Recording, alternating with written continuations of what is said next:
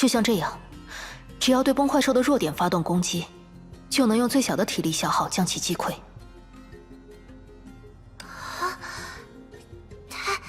太厉害了！那些怪物在浮华姐姐面前，就像是玩具一样不堪一击。毕竟眼下我们面对的只是等级最低的崩坏兽，突进级崩坏兽而已啊。也就是说，还会有其他更强的崩坏兽出现吗？不能排除这样的可能。那究竟会是怎样可怕的敌人呢？也不必太过担心。崩坏兽的诞生通常都会遵循一定规律，只要能尽快找出它们诞生的原因，及时掐灭源头，情况应当不会太糟。原来如此，浮华姐姐，拜托你了。接下来，浮华姐这边。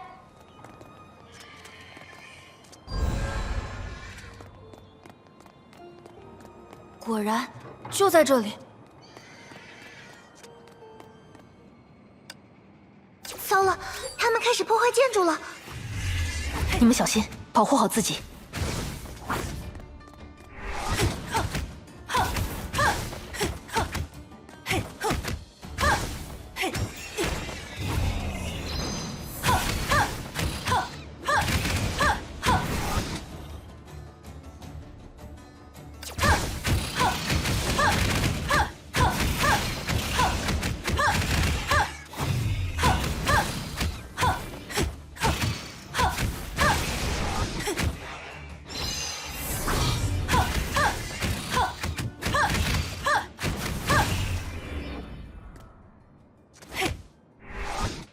结束了。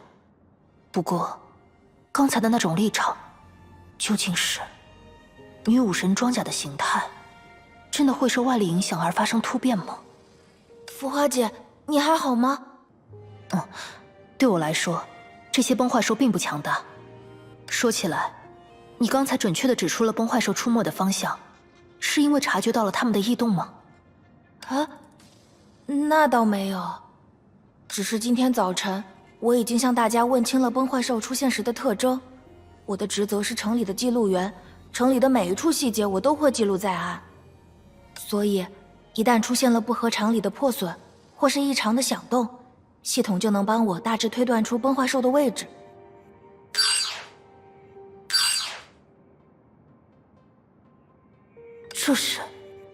这是整座城市的监控图，虽然不能实时同步城里各个区域的动态，但足以用来定位各种异常的位置。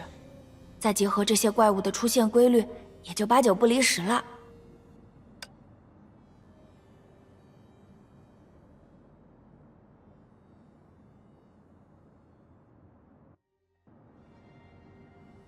小光果然既聪明又心细呢。对吧？我早就说过，没有谁在认识小光之后不喜欢他的。在整个弗洛斯，他也是最受欢迎的代理人，连我都有些嫉妒他喽。程姐，你怎么总是拿我开玩笑？当然不是玩笑，我是真心在赞美小光啊。我才没有什么值得夸奖的地方。这么说来，代理人究竟是指什么？代理人就是代理人哦，我们要承担城市的公共职能，并且为之负责。所以，是代理其他市民的意思吗？这么说倒也没错。这座城市的历史可以追溯到最初的创世神话，我们可不能让这样悠久的文明断绝呀。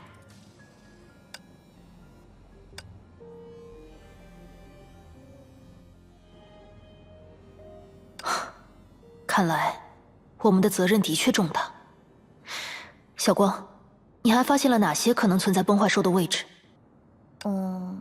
没有了，所有可疑的位置都已经搜寻过了。怎么了，浮华姐？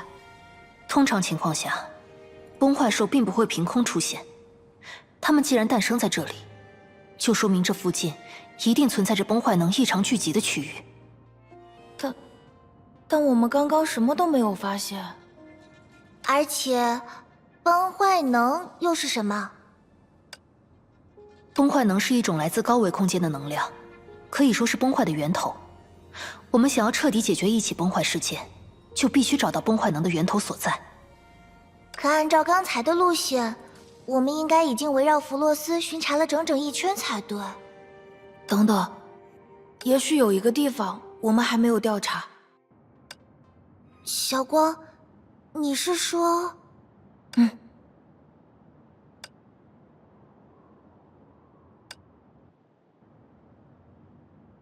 抱歉，浮华姐姐，可以给我们一点时间，让我们商量一下吗？当然，客随主便。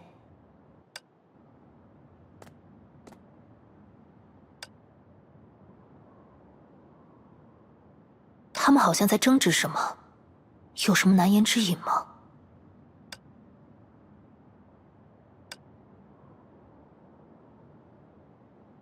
复古的异国建筑和城市外表格格不入的科技发展，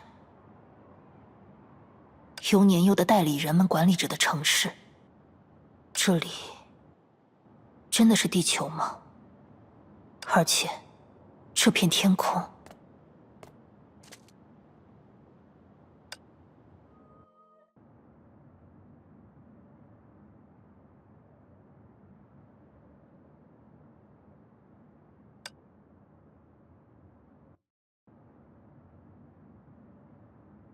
浮华姐，有一个地方我们之前没有调查，这座城市的博物馆。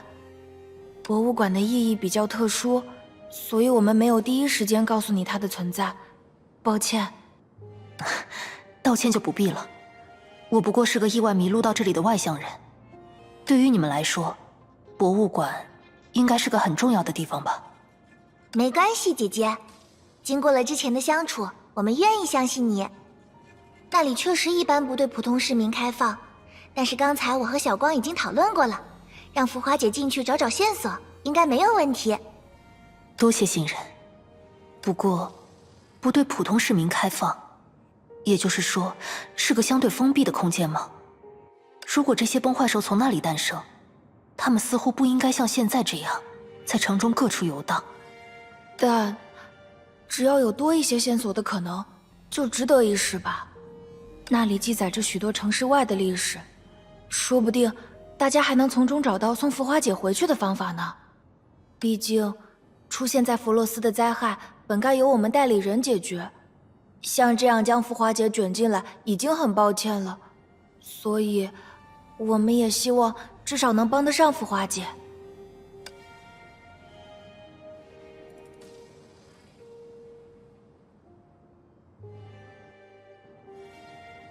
多谢。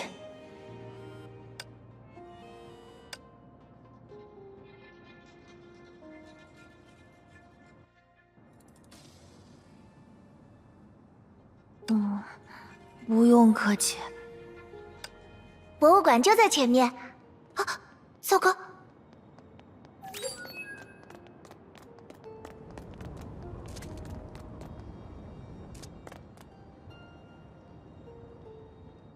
怎么了，小程？想要进入博物馆，需要先解开大门的机关，再由我们打开大门后面的暗门。毕竟博物馆很重要，需要双重保险嘛。可是记录机关解法的笔记，我们都没有带在身上。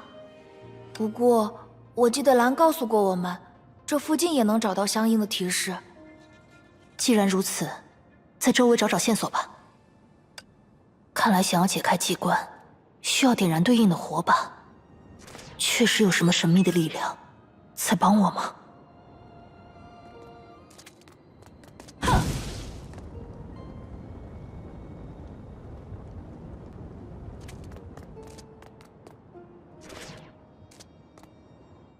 大门打开了，浮华姐姐好厉害！博物馆就在这下方，浮华姐，我们走吧。一会儿吗？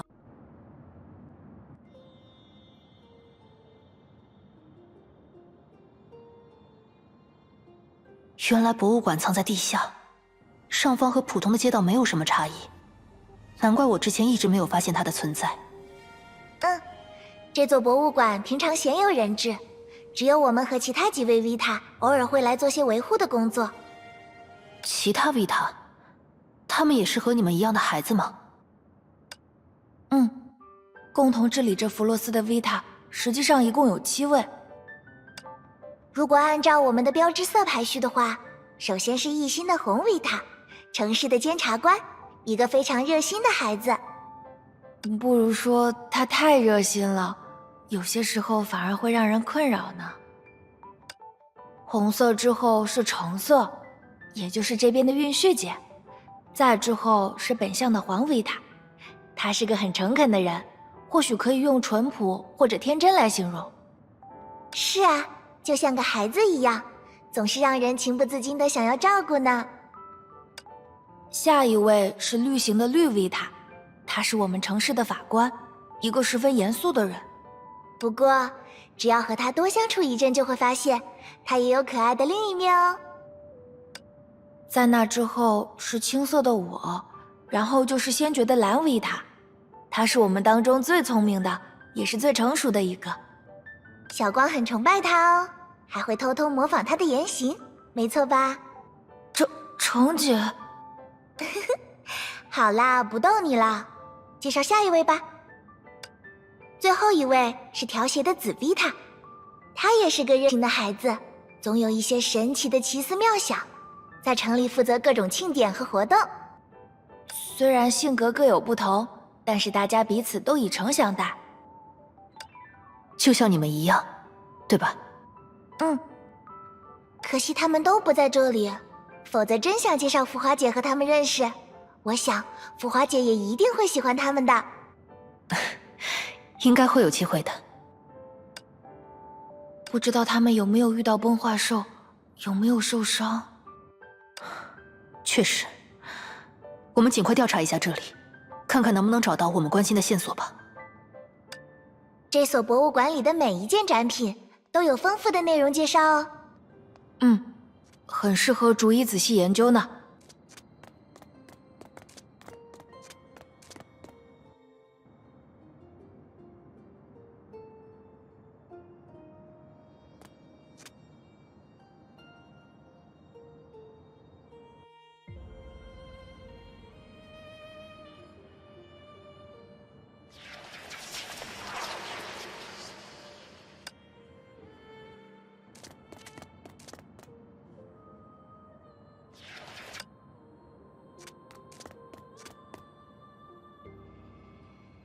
这个展柜还是空的，是展厅还没有布置完成吗？不，这个空展柜本身就是一样展品。为什么会有这样的展品？我们也不太清楚。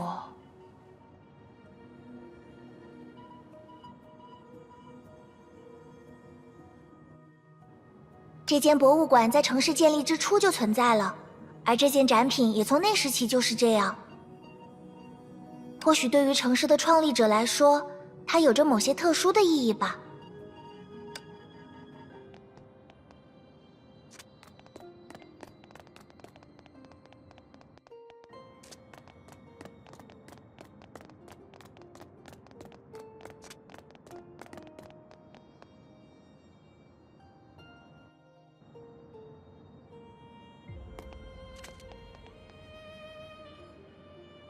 于是，天空彻裂，大地颓圮，脱胎于火焰的生灵，终将自己的一切献于烈火。唯有桃核仍是桃核，从未孕育，不曾生长。经过3个月的分析，终于辨认出了这片陌生之地留给来者的只言片字。然而，那不过是另一种对死亡的技术。在那冷酷而无处不在的阴影的注视下，没有任何文明得以独活。我所背负的躯壳，亦不过灾难的残子罢了。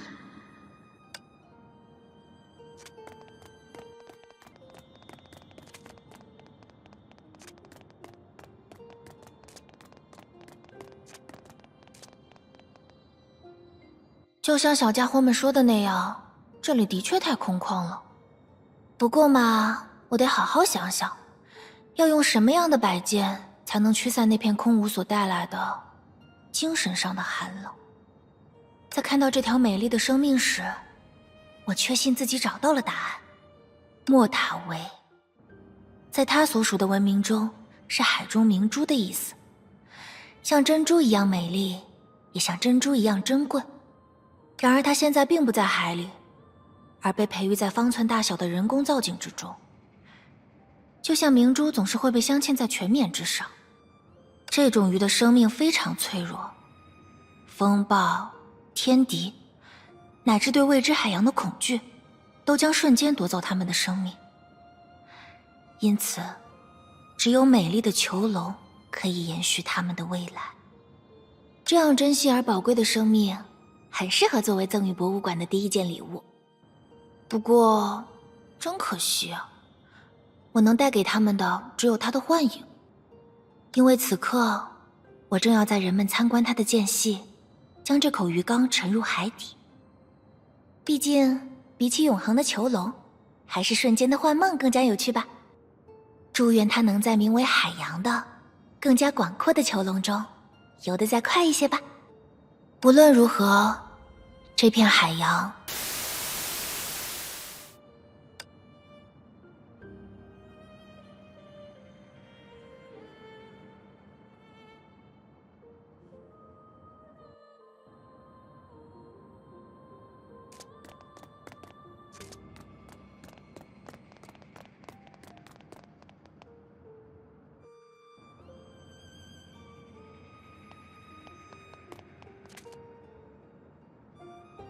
嘿，喜欢我的新形象吗？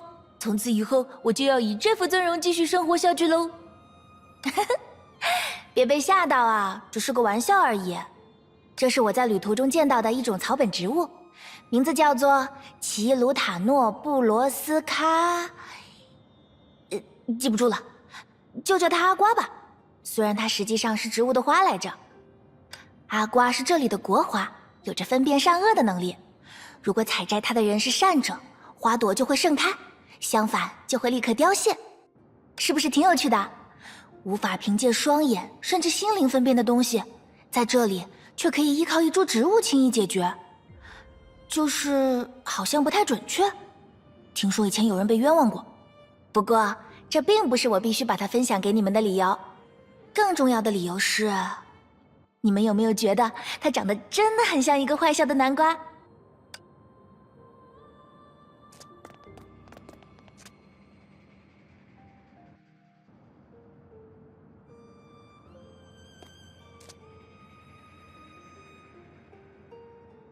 实验成功了，能量的融合异常顺利。多么美丽的色彩，像是映着的天空。晚霞，真是一个陌生的字眼。我竟然需要回忆片刻才能想起它的读音。在意带走了一切，连同我的文明，我的友人，我的过去，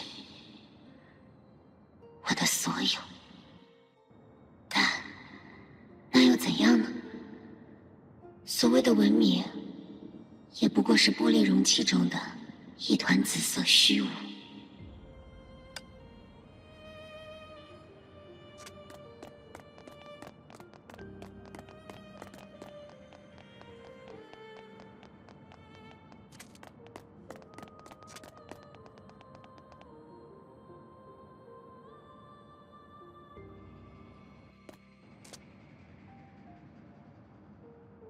永远对明天心怀希望，永远做好每一天的自己。希望究竟是指什么呢？渴望上天惠泽的祈求，编织虚幻的妄想，麻痹痛苦的镇痛药。说到底，不过是一种更加光鲜正直的迷信罢了。是不是说的有点过了？归根结底，我还是很喜欢希望这个词哦，就像喜欢我自己的名字一样。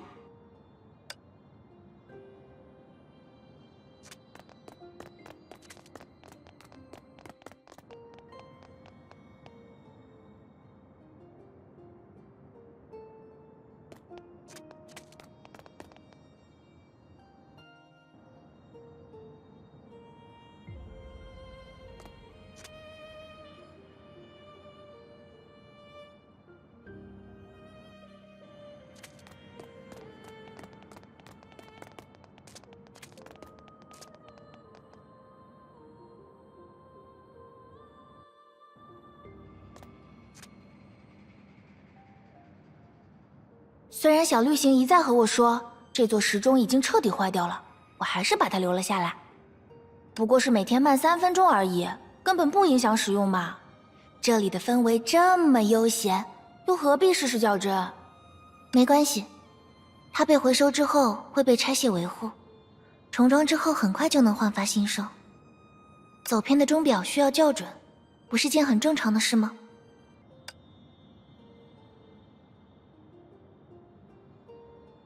这是……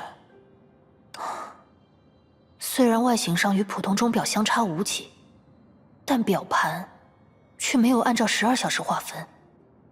5、10、15精致的钟表。这是几百年前常用的一种时钟，这种时钟使用一段时间后会积累误差，计时明显错位之后还需要调试，甚至重新组装。现在城里的大家已经很少再用它了。原来是这样。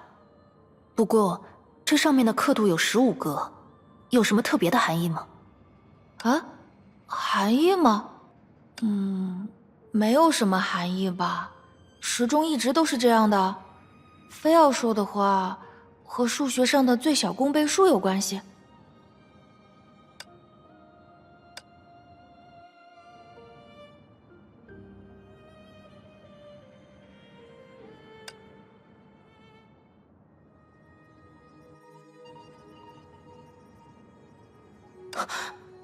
怎么是他？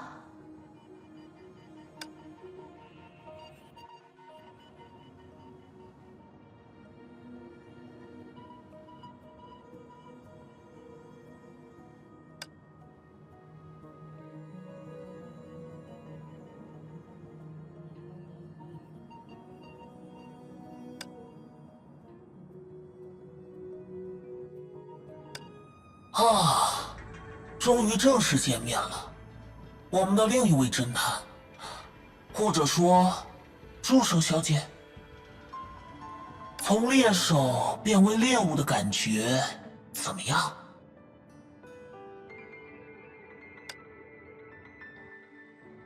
我了解你的能力，当然，也是从你们那位不太妙的大主教那里。那可真是一种恐怖的力量。更何况你原本就有着一颗聪明的脑袋，如果不是某个人恰好也在追寻我，我还真的很难有机会将自己视作猎物，吸引你跳入湖中。不过，没有关系，一切都到了该结束的时候。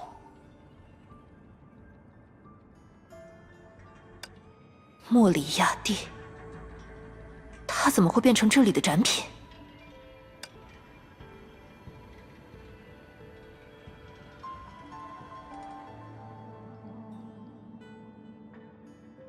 浮华姐，怎么了？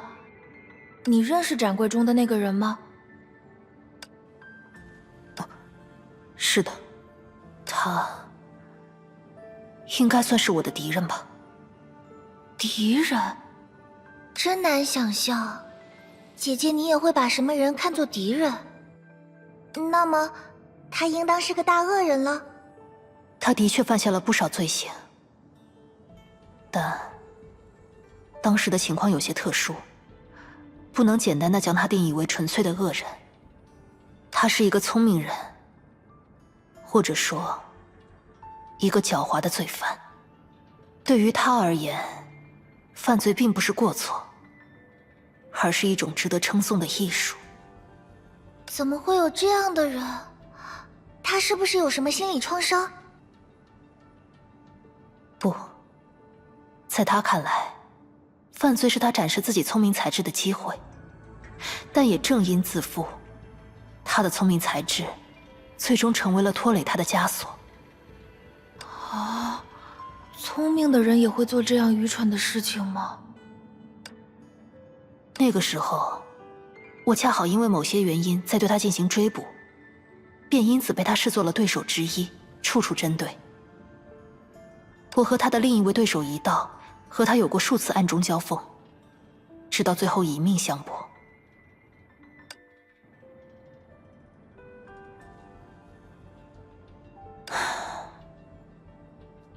但是据我所知，他应该已经死了很多年才对。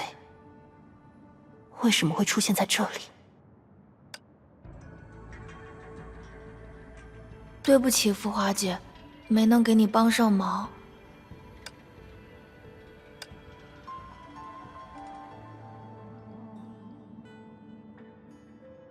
没关系，毕竟那已经是很久以前的事了。再看看其他展品吧。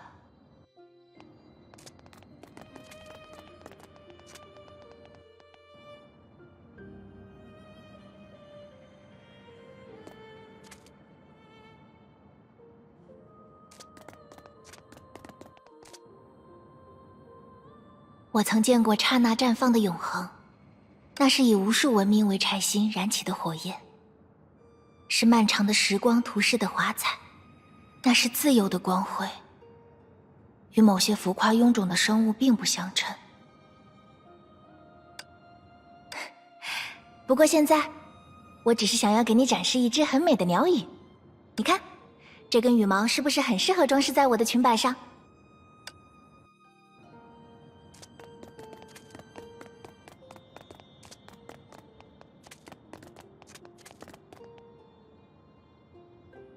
有序的净土自此而生。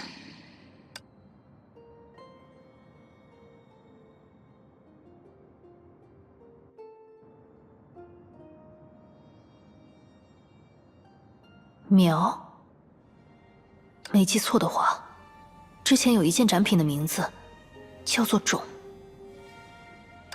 浮华姐，我们或许应该最先向你介绍这件展品，毕竟整座弗洛斯城都建立在它的基础上。这并不是普通的碎石，而是一枚创造新生的流星碎片。那是一段弗洛斯城人尽皆知的历史。传说中，这里原本并没有人类存在。在那遥远遥远的世界尽头，培育幸福的神明睁开了眼睛。神明编缀梦想，于是名为历史的故事诞生了。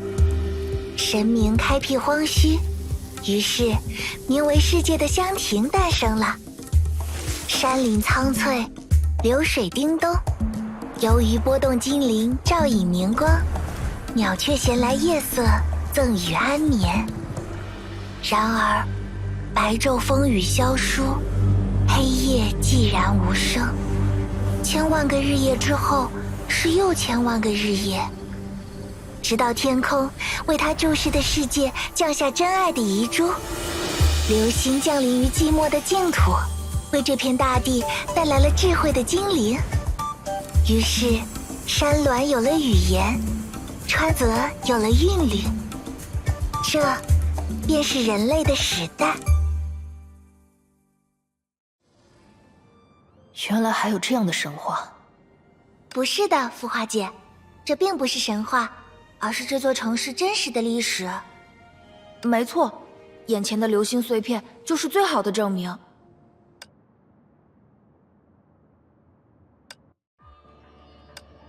由流星创造生命。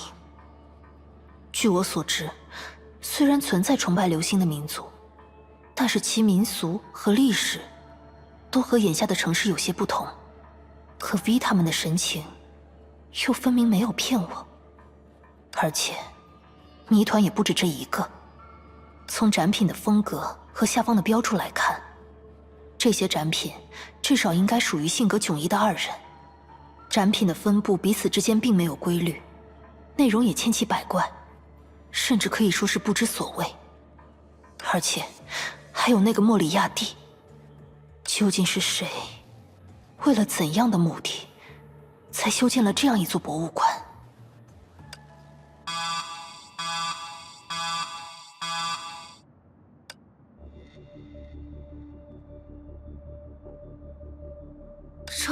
程姐，是紧急突发事件的联络信号。